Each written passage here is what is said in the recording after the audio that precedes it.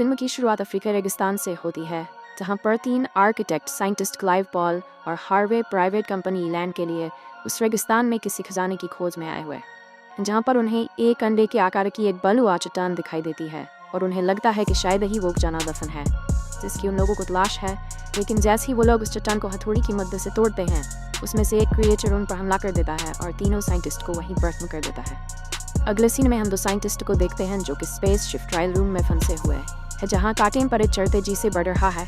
लेकिन इसी बीच लैब में उपस्थित डॉक्टर जैक उन दोनों साइंटिस्ट को अपनी स्किल से बचा लेता है, जिसमें उसका साथ उसकी असिस्टेंट देती है और जैक का बॉस उसके काम से इम्प्रेस होकर उसे एक मिशन देता है जिसमें उससे किसी खजाने की खोज में फील्ड पर जाना है, जहां पर उसके साथ कुछ और साइंटिस्ट भी होंगे जो उसका साथ रहेंगे। वो भी लोगलैंड नाम की कंपनी के लिए काम कर रहे हैं, एंड जिसके लिए वो तीनों साइंटिस्ट काम कर रहे थे, जिन्हें उस क्रिएचर ने खत्म कर दिया। आगे हम देखते हैं कि जिस डेजर्ट में पहुंच चुका है, जहां पर उसे एक बुरा आदमी नल रिंग पिलाता है, क्योंकि उस रेगिस्तान में जैक का गला सूख रहा था भी।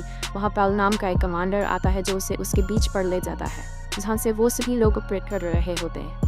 रिसेप्शन पर जॉन नाम का आर्किटेक्ट साइंटिस्ट का कमांडर भी होता है और मिक्की नाम की एक लेडी जैक के सामान और पासपोर्ट चेक करती है। तभी वहाँ टाइट्स नाम का एक बंदा आता है जो एक स्नेह को पकड़कर लाया था। मिक्की को जैक सामान में एक छोटा बैग भी दिखता है, लेकिन जैक उसे पर्सन लगता बताता है और उसे चिकन ना करने को कहता है। जैक के बैग से अंडरग्राउंड वाटर डिटेक्टेड मशीन भी मिलती है जो कि सी बिलियंस और चीज़ों को डिटेक्टेड भी कर सकती है और जिससे 10 फीट नीचे पानी का पता लगाया जा सकता है। अब मिक्की जैक को लेकर उस डिजर्ट की तरफ जाते हैं, जहां पर वह अपने साथ खाने पीने और बहुत सारा पेट्रोल ले जाते हैं, क्योंकि उन्हें उस डेजर्ट में बहुत दूर जाना है और उन्हें नहीं पता कि उन्हें अपने उन साथियों को ढूंढने के लिए कितना भटकना पड़ सकता है, जिन्हें हमने फिल्म की शुरुआत में देखा था, जिनको उस क्रिएचर ने मारा था। इसमें के लिए उनके साथ टाइट्स मिकेन्यूएंट कॉल मैक डाका कार्ड भी साथ गए हुए हैं। कुछ दूर जाने पर उन्हें एक रकम नजर आता है जो उनके अपने साथी का था, जो यहाँ पर जाने की खोज में आए हुए थे। वहाँ पर उन्हें 2 लाश पड़ी हुई दिखती हैं जो पूरी तरह से झड़ चुकी हैं और उन्हें पहचानना भी मुश्किल है। उनकी मौत से सेवन हले हुई है, लेकिन कार्ल उन्हें पहचान लेता है और उसे एहसास करता है कि उनमें से बचे हुए एक साइंटिस्ट हार्वे ने खजाने के लालच में उनको मार दिया है।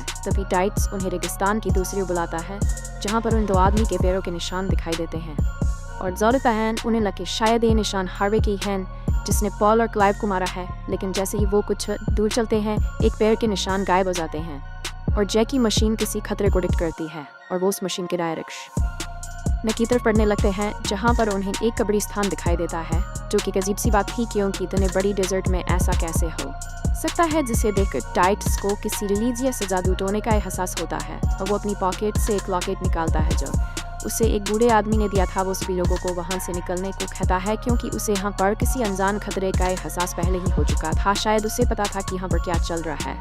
वो लोग वापस से अपने बेस की तरफ बढ़ने लगते हैं और कॉल अपने सुपीरियर जॉन से फोरेंसिक टीम को भेजने को कहता है, जिन्हें वहाँ पहुँचने में कम से कम 2 दिन लग जाएंगे।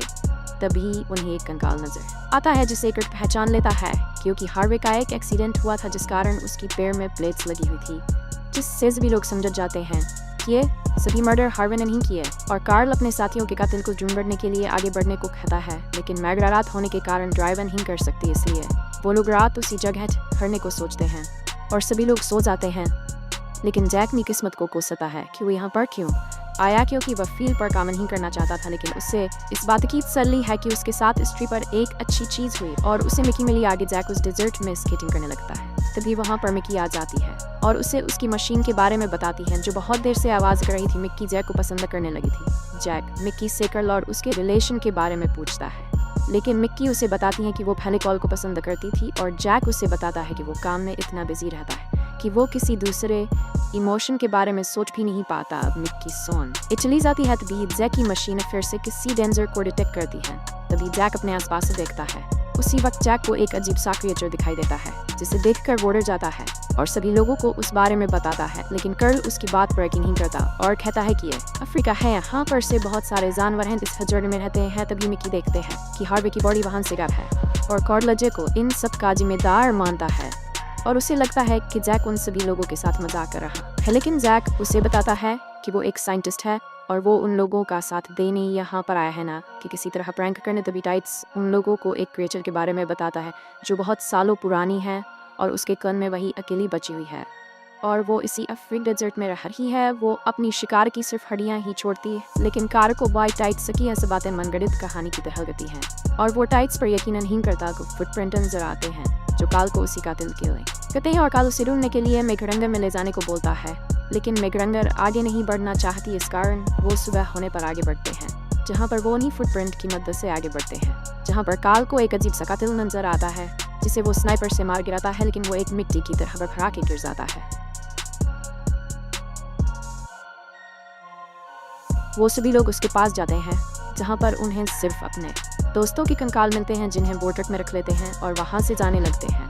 लेकिन जैक को पता है कि इन सभी कातिलों के बारे में टाइट्स को पता है। टाइट्स जैक को बताता है कि वो जब छोटा था तब वो इस तरह की सिचुएशन से गुजर चुका है, क्योंकि उसके दोस्त के साथ भी ऐसा ही हुआ था और उसकी भी सिर्फ उसे हड्डियां ही मिली थी। ये कातिल नहीं बल्कि एक मिनिस्टर है। अब सभी लोग ट्रक में बैठ जाते हैं। जैसे ही मैगडा ट्रक स्टार्ट करती है, ट्रक में आग लग जाती है, लेकिन किसी तरह से वो लोग उसे बचा लेते हैं। मगर कार्ड बताता है कि उस ट्रक को ठीक करने में उन्हें 2-3 हफ्ते लग सकते हैं, क्योंकि उस ट्रक की सारी वायरिंग जल चुकी है।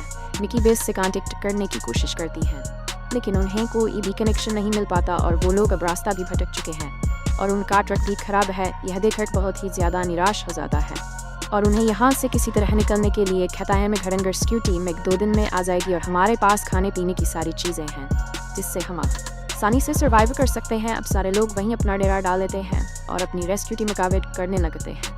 लेकिन एक रात हम देखते हैं कि कॉर्ड अपनी स्लीपिंग बंच में सो रहा होता है, तभी टाइट्स को जैक की मशीन से बीप अप सुनाई देती है और वो कॉर्ड के पास जाता है, जहाँ वो देखता है कि उसका चेहरा पूरी तरह से तहसन होका है और वो क्रिएचर कॉर्ड को अपने कब्जे में ले लेता है और उसे कंकाल में बदल लेता है। लेकिन इसी बीच टाइट्स को भी वो क्रिएचर घायल कर देता है, जिसे वो लोग बचा लेते हैं, ट्रक में बिठा देते हैं। अब वो क्रिएचर छोटे छोटे ब्लैक कणों में बदल चुका था और वो सभी लोगों की तरफ आगे बढ़ रहा था, मगर कर्ल उन्हें पेट्रोल की मदद से जलाने की कोशिश, लेकिन मैगरा कॉल को ऐसा करने से मना करती है, मगर कॉल उसकी बातें नहीं मानता। लेकिन तभी वो लोग देखते हैं कि वो क्रिएचर पेट्रोल के कारण आगे नहीं बढ़ पा रहा है, तो बजाय करके चारों ओर पेट्रोल छिड़क देता है और तभी कॉर्ड के कंकाल को यूज करके वो क्रिएचर आगे बढ़ता है, लेकिन कॉल उसे बंदूक से शूट करने लगता है। जैक उसे ऐसा करने से रोकता है कि उस पर गोलियों का कोई असर नहीं पड़ता, जिससे उन दोनों के बीच फाइट होने लगती है। भी मिकी उन दोनों को हालात के बारे में बताती है और कहती हैं कि हमें एक दूसरे से नहीं बल्कि इन हालात से लड़ना होगा, तभी हम लोग सुरक्षित रह पाएंगे। अब सभी लोग डिसाइड करते हैं कि वो लोग सुबह होने पर पैदल ही मदद के लिए निकल जाएंगे और मैगडा राइट्स के पास रुकने को कहती है और कार्ल, मिक्की और जैक वो तीनों मदद के लिए सुबह निकल पड़ते हैं और उनके पास कुछ सामान भी होता है, जिसमें पेट्रोल कैन और कुछ खाने पीने का सामंदूक होती है। थोड़ी दूर चलने पर उनका सामना एक सैंडस्टॉर्म से होता है, जिससे वो किसी तरह एक दूसरे को पकड़कर बच जाते हैं। लेकिन इसी बीच जैकी की मशीन टूट जाती है और कुछ पेट्रोल भी वहीं पर गिर जाता है और रात हो जाती है और वो एक पेड़ के पास रुक जाते हैं, जहाँ पर बचा पेट्रोल उनके चारों ओर छिड़क देता है। तभी वहाँ पर वो क्रिएचर मैगा के सर को असेंबल करके वहाँ पर आ जाता है, जिससे उन लोगों को पता चलता है कि मैगा भी अब मर चुकी है और वो की तरफ आगे बढ़ता है, लेकिन वो पेट्रोल की वजह से आगे नहीं बढ़ पाता और वहाँ से वापस चला जाता है। अब सुबह होने पर उन्हें वो ट्रक दिखाई देता है जो उनके साथियों का था, जिन्हें उस क्रिएचर ने सबसे पहले खत्म किया था, और उनको वहाँ पर ब्लू चट्टान भी दिखाई देती है जो कि खोखली हो चुकी है, जिससे एक समझ जाता है कि टाइट्स ने जो कहा था वो पूरी तरह सच है। उस क्रिएचर का अस्तित्व सच में है और वो इसी डेजर्ट में रहकर लोगों को निशाना बना रहा है। तभी वहाँ भी कमांडर जॉन आ जाता है, जो वहाँ पर लाशों को देखकर उन तीनों पर शक करता है और उसे लगता है कि उन्होंने ही जाने के लालच में अपने साथियों को खत्म कर दिया है। लेकिन वो तीनों उसे सच्चाई से रूबरू करवाते हैं, मगर वो उनकी कोई बात नहीं सुनता और उन्हें गन पॉइंट कर अपने साथ वापस से ले जाने लगता है। लेकिन वो तीनों अपने साथ हुए उस हादसे के बारे में बात करते हैं और उस क्रिएचर को खत्म करने के बारे में सोचते हैं और वो मानव जाति के लिए एक बहुत बड़ा खतरा साबित हो सकता है।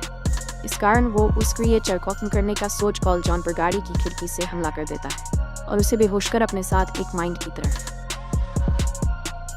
बढ़ते हैं, जहाँ पर वो एक लिक्विड एक्सप्लोसिव से उस क्रिएचर को खत्म करने का प्लान बनाते हैं। उस माइंड में काल को वो क्रिएचर दिखाई देता है, जिसे वो अकेले ही खत्म करने की कोशिश करता है, लेकिन वो क्रिएचर काल को जख्मी कर देता है, उसे डस्ट मारने ही वाला होता है।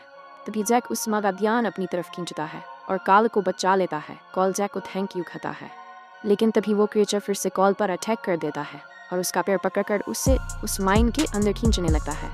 लेकिन जैक और मैं घी उसे पकड़ लेते हैं। अब काल उनका हाथ छोड़कर उसके साथ उस माइन में गिर जाता है और वो लिक्विड एक्सप्लोसिव से खुद को खत्म कर देता है। तभी वहाँ जैक को उस क्रिएचर का अंडा दिखता है और तभी वहाँ पर और क्रिएचर आ जाते हैं जो उन दोनों को घेर लेते हैं। लेकिन जैक समझ जाता है कि उन अंडों में ही उन क्रिएचर की जान बसती है और जैक उस अंडे में चाकू से हमला कर देता है और वो उन क्रिएचर को अकमू कर देता है। जिसके बाद वो दोनों मायन से सुरक्षित बाहर निकल आते हैं और वो बाहर देखते हैं कि जॉन जिसे उन्होंने मायन के बाहर छोड़ा था उसे भी उन्हें क्रिएचर ने खत्म कर दिया। मूवी के आखिरी सीन में हम देखते हैं कि मी अकेले ही एक गाड़ी में जा रही है और उस गाड़ी में हमें एक अंडा दिखाई देता है जिसे मिक्की शहर ले जा रही है और इसी के साथ ये मूवी यहीं पर एंड हो जाती है।